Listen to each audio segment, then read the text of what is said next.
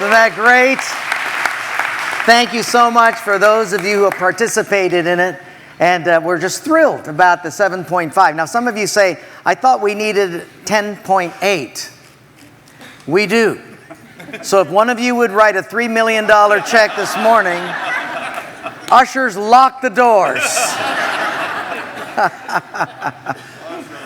But we're going to do whatever we can with what God has given to us, and we'll be grateful. Yeah. Whether it's this much, or this much, we are doing what God's asking us to do, and we're going to keep our purpose steady and strong, and we're going to steward whatever God gives us the best we can. I was talking to a friend in Chicago, and they had a building campaign, and they raised $100 million. And I went directly to prayer. Lord, what about us? I said, be fair, just split it in half. Half. And I was feeling a little down when God showed me and reminded me of Matthew 25, where he gave one 5 talents of gold, another 2, less than half, and then another 1. He went on a journey and then came back, and the one that had 5 invested it or stewarded it well. And he said, well done, my good and faithful servant, enter into the joy of your master. He went to the next one, less than half as much given to them. 2. But he stewarded that well, and the answer was exactly the same. Well done, my good and faithful servant, enter into the joy of your master. And I thought, it's not the amount, it's how you steward what you've been given that gets the pleasure of God and the rewards of God. And so if God gives us this much or gives them that much, doesn't really matter. He's going to direct the gift amounts. We're going to direct the stewardship of those amounts. That's much more important. Now the story takes a little twist. When the one that was given 1 talent, he had an attitude. And so he went away and got a coffee can and stuck it in a coffee can and buried it in his backyard. And when the master came back, he said, hey, you just gave me 1. You just gave me 1. You gave him 5 too. 1. You want it back? Here. You know what the master said? You wicked and lazy slave. What that tells me is, number 1, God's amounts are His design and His responsibility, not ours. Ours is stewarding whatever He gives. Yeah. And the second is, when this guy buried that amount, here's the lesson. You can't play it safe and please God. We have to be willing to go for it, and this church is willing to go for it. And now we're going to steward whatever we have been given. So you say, well, we're going to build an $11, $12 million addition with that. What are we going to do? Well, there's a ton of ways to do it. The 400-seat chapel, we may just not enclose it. We'll go ahead and build, leave it open as parking. Later on, we can enclose it. That's all right. That'd save $1 million there. And then maybe wait till 2018 before we do the major building out, because right now, if you know anything about the construction world, there's a boatload of condos going up and the rail, so concrete is in very short supply. And it's double the price right now. But in 18, all that's going to get done, except the rail. That'll take till Jesus comes back, but...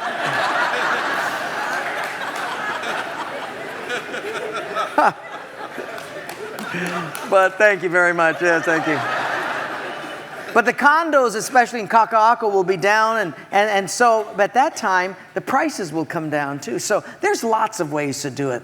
You know, we've got a building committee here that puts their heart to their hands and their hands to the plow.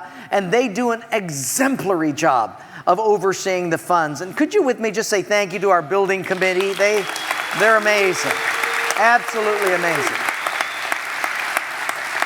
But although we're not some opulent church, we're not a Kahala church, most of us, there's tycoons and developers, etc. But most of us, like me, come from Palolo Valley and Kaimuki. And that's who we are. And so God says, this is what we're going to provide. We're not an opulent church, but you know what? I was thinking about, we've planted now, just in this city alone, we have 27 New Hope churches. 27. We had to decentralize because we just couldn't put everyone in one place. So we decentralized 27 New Hopes now on this island. And if you take a look, literally everyone began from the womb of this church right here.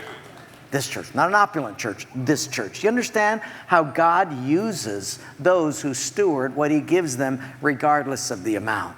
And so we will be grateful for the 7.5 and do the best we can. Can you say amen to that? Amen. Well, today I want to talk to you about making your mark. But today I want to talk to you about making your mark through something we can all do. Consistency. No, it's not achievement. It's not popularity. It's not gaining something of grand value that everybody looks back and says, woo, boy, did they strike it rich. No. Because if you think making your mark is through some kind of achievement, watch how quickly you go from a hero to a zero. I mean, take a look at this. Those of you that saw, the NFL Super Bowl, let me ask you, how many of you know last year's Super Bowl champions? Raise your hand. 6. Yeah. They were champions. They won millions of dollars in a big old ring. Can you remember who they were? New England Patriots. Yeah. How's about 2014, just 2 years ago? How many of you remember who that Super Bowl champions were? Yeah, 2 people. You understand? Billions of dollars have been spent on filming this stuff. You stayed home from work to watch it, and you can't even remember who. That was the Seattle Seahawks. You didn't even remember. Oh, don't give me that. What about the year before then, John? Yeah, you don't know, right? Baltimore Ravens. What about, you say, well, I'm a basketball fan. All right. Who was the NBA champions this year? Cleveland Cavaliers. Very good. What about last year? Golden State Warriors. What about the year before? Getting quieter now, isn't it? Yeah, San Antonio Spurs. 3 years ago. Miami Heat. Yeah. But you see how things that we spent millions on achieving, America forgets. Yeah. You know where you're going to make your greatest mark? It's in consistency. Being consistent. My kids have developed, because they're older now, but they've all developed a drug problem. I'm sorry to say this. And I caused it. You say, well, how? I drugged them to church. I drugged them to school. I drugged them to devotions. And now in their adult life, they don't despise me. They don't regret it because they themselves have become the same. They are now druggers for their children. They're dragging their kids everywhere. But after all these years, my kids are all doing great. Not because of any status or any achievement, but because even though I've kind of compelled them, there's times I'd get on Aaron, he'd be in bed, I'd jump on his bed, isn't that right? And pull him up and say, it's time to go to church or devotions, let's go, get ready. And we'd laugh, but he'd get up and we would do it. And he's in the ministry today, and all my kids love Christ. And I look back, and it's not because of any one thing or one event, but I think it's more because simply the consistency of Dad, just watching him throughout the years. Listen carefully. Kids don't rebel against authority as much as they rebel against inconsistent authority. Who you are in public is not who you are in private. What you are in the light is not what you are in the dark. But when there's a consistency, you leave a mark. The Apostle Paul was like that. He was consistent, so much so that at the end of his life, in the book of 2 Timothy, and I'll read it from this is the most inspired version of the Bible here. I mean, there's other versions that are good. This is the most inspired. But it says this, listen, I have fought the good fight. I have finished the race. I have kept the steady. A landmark that everyone could check back to. Correct back to. I have kept the faith. Now this is at the end of his life. Now there is in store for me the crown of righteousness. Did you know that there is a specific and special crown for those who've lived consistently. Just 2 days ago, I did a wedding for one of our young men and young ladies that grew up in the church, and Chris Kyriakos got married to Christina Brown. And Chris came to this church when he was a junior high kid. He was going through all kinds of iterations in his life, trying to find himself and who was he. And then his family went through some different iterations. But as I look back and see him get married, and everyone's doing great now, but when I look at all of the stuff he's come through, and you're doing the wedding, you realize that the most indelible mark that was made on his life was through the consistency of these who loved him, his friends, mentors, pastors. Because when he starts going off, he could always find those guys to correct back to, because they didn't move, even though he was. See, what's happening in this world today, watch this. This is like young leaders and young people trying to find themselves. They're discovering, they're asking, they're trying, they're experimenting. Now, if the church is like this, whoa, we're going to try and reach these young people. Let's be trendy like them. Now watch, the church starts doing this and we start doing this because we want to kind of like be popular with them. Now when they're tired of going down all these dead rabbit trails, they're trying to find their way home. Where's the landmarks? Where's the buoys in the darkness? There aren't none. Now watch this. If the church is like this, you're going to have young people trying to find themselves. They're going to go all over the planet, and they'll come back and go, you bunch of fogies, and then they'll come and go around. But watch this. There's going to be a day when they're tired, and they're going to say, it's time for me to come home. Thank God you guys were consistent. Amen. And then they navigate their way back. You see that? That's why we've got to stay consistent. And I look at this church, and we've gone through a lot of iterations with the legislature, the changing of the moral code of Hawaii, the change of just what people are doing, and the flack that we took. I had my life threatened 4 times and got sued 3 times. And the last one was a harassment suit, and the stuff that was so false was put in the paper, and I didn't want to go out of the house because it was so hurtful. With all of the flack, but we just felt you need to stay consistent. Amen. Just stay steady. Yeah. When the torrential rains pour and the cross currents surge, we've got to set our sail on Christ and just stay consistent. Amen. That'll make the greatest mark on people's lives because he'll come back around.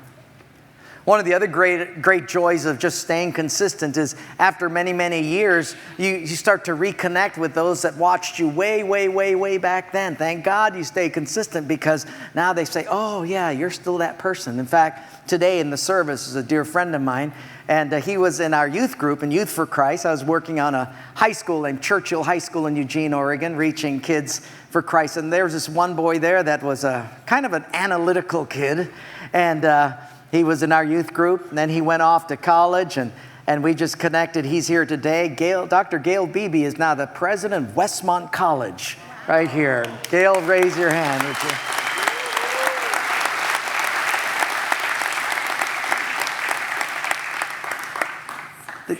The mark that you make through just consistency of choosing to follow Christ. I have kept the faith, run the race. This church is like that. If you take a look at some of the great men and women of the past, for example, Job. Job went through all kinds of physical tortures and challenges and struggles. And even when his friends, his wife, would say to him, just curse God and die. A wonderful wife he had, just wonderful. Do you remember what Job said? No, I'm going to stay consistent. Though he slay me, yet will I trust him. Shadrach, Meshach, and Abednego in Babylon. Nebuchadnezzar says to these 3 Jewish kids, when you hear the psaltery and the pipes and the trumpets, when you hear the electric guitars, whatever it was, you bow down and you eat dirt and you worship me. And they said, oh, I'm sorry. You're king. We worship only God. If you don't, you're going to be thrown in the fire, a furnace of blazing fire. O king, with all respect, the God who we serve will deliver us from the furnace of fire. And then they said this, but even if he does not, we will stay consistent. Now, they go through the furnace of fire and they're delivered. When they come out the other end, do you think they made a mark on the people around them? Because they were consistent in their faith. Daniel was the same way. And I look at all of these and I think, that is the greatest mark, because the greatest mark we're going to leave in Hawaii, as much as we use buildings, it won't be a building. It'll be the mark that we leave on the next generation and the next one who are watching us. And what's most important isn't what we got in our pockets. It's the consistency that we have in our faith. So that when they were going like this, we loved them. No, not legalistically. We just loved them and stayed steady. And when they needed to find their way home, there was a mile marker. There was a buoy set in the midst of the ocean, and they could find their way back. You understand? And they found their way back to port and harbor. Can I say thank you to this church for now 33 years we've been in Hawaii and 22 here, and I think this church has been so consistent. We've gone through so many iterations, the collapse of the roof and changes and planting out churches, like I said, 27 of them now, and we just stayed really consistent. And that's going to be the greatest mark of all. Let me tell you a story. I'd read it for you, but let me just narrate it for you.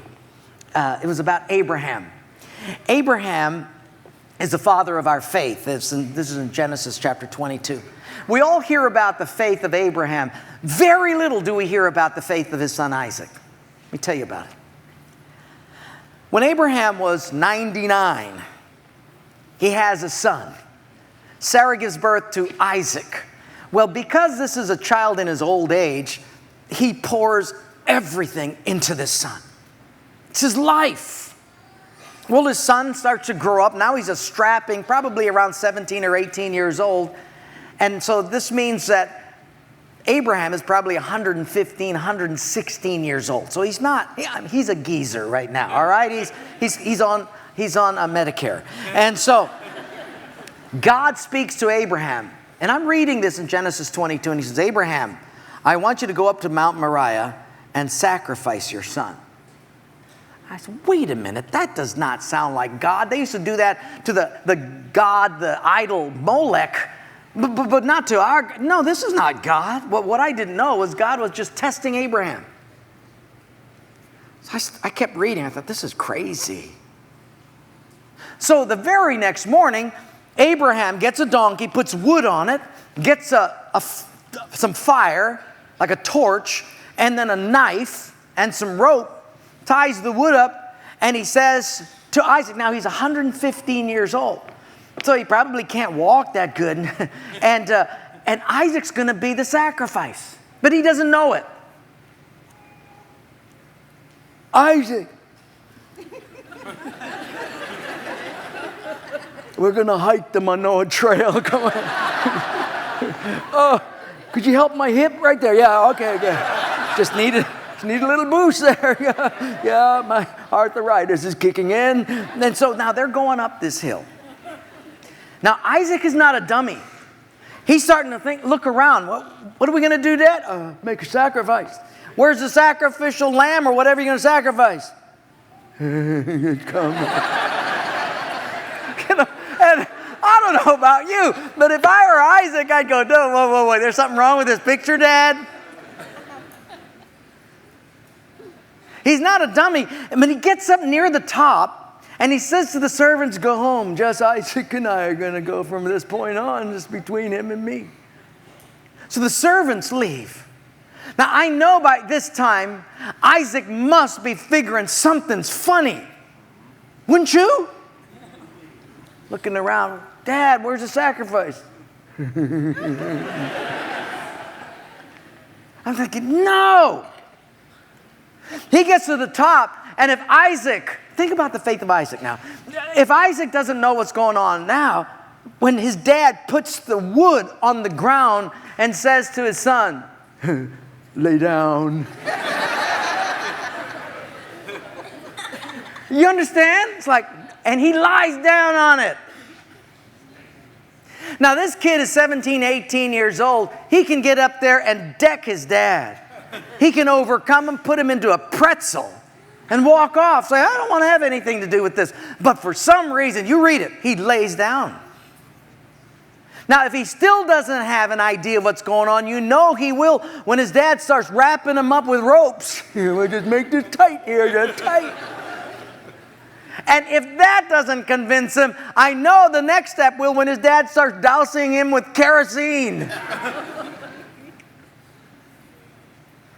But then he sees his dad with tears rolling down his face, pleading with God, no, God, no.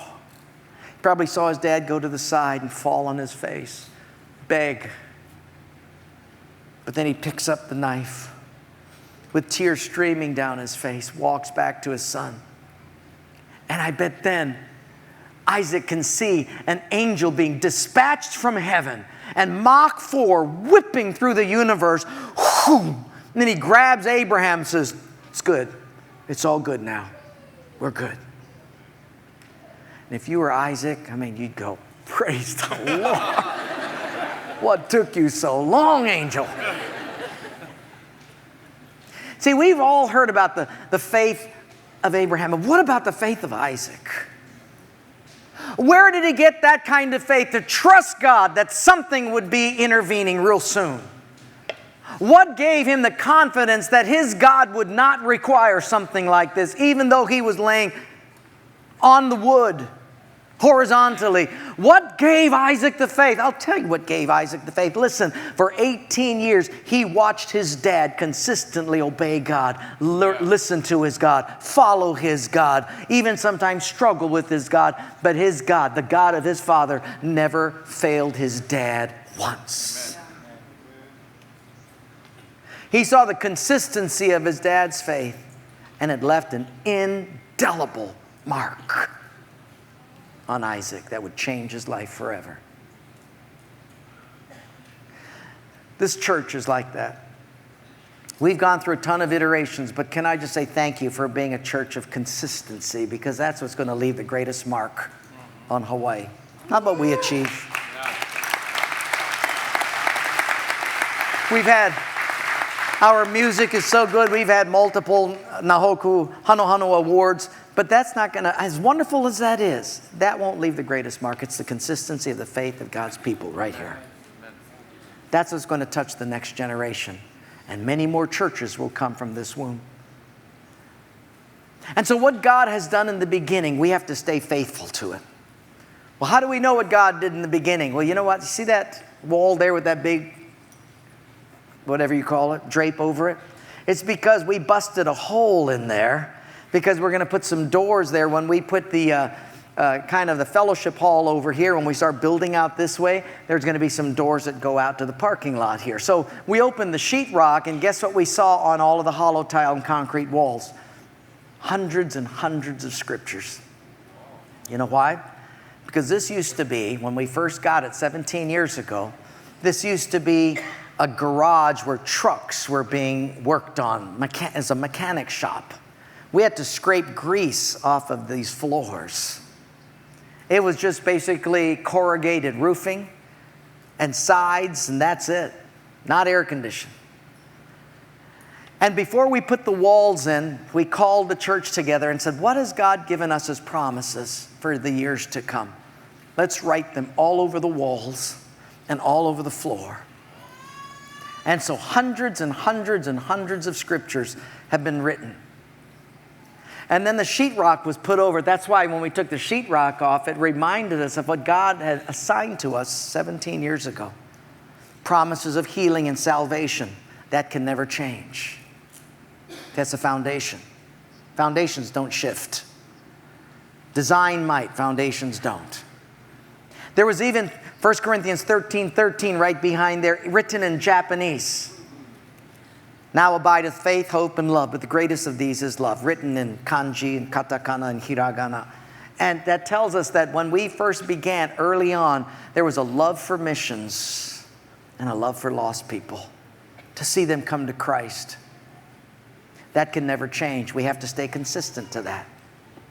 Because what God used in the beginning to build this church, He will use to grow the church. Amen. Same DNA. In fact, I was just talking to a young man here. He said, Pastor Wayne, 17 years ago, my dad was one of them that wrote scriptures here, and he couldn't make it today, so I'm coming in his stead, and I'm going to write the scripture that he wants to write. And I'm going to write it in Chinese because I've been studying Chinese, and my heart is to be a missionary to China one day. Do you understand the consistency of this church is going to start birthing these kinds of things? But we've got to stay consistent because that's where you leave the greatest mark. Well, as some of you know, that we're building a parking structure here. And then across the street, we have leased a large warehouse, about 5,000 square feet more, or however many. And before we put sheetrock on there, we wanted us to do the same thing over there. To put the promises of God and some scriptures down so that as the years go on, we want to remain consistent. Regardless of what's happening to the world, we're going to stay consistent because sooner or later, people want to find their way home. And they need a beacon in the darkness. And so we're going to do that. And some of you will go across the street, but we have some sheetrock that we actually have here that you can write some things on. And we're going to actually put it up in the annex over there. But the main thing is, I want us to realize this, that the greatest mark that we'll make will be through consistency. My prayer for us is that we will have heard God and stay true to Him over the years and watch the legacy that you leave on the next generation.